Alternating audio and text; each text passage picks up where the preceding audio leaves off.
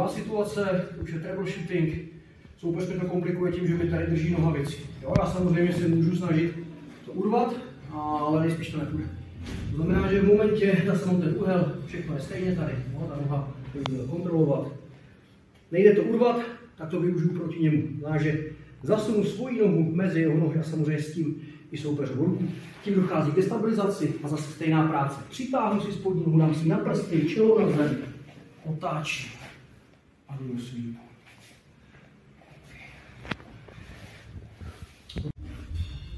Tím je práce nohou, znamená, že souvám, vychýluju, tady je důležitý, přitáhnu si tu nohu, ten butterfly koleno tlačím, soupeři butterfly, otáčím se a dostávám se do dominantní pozice.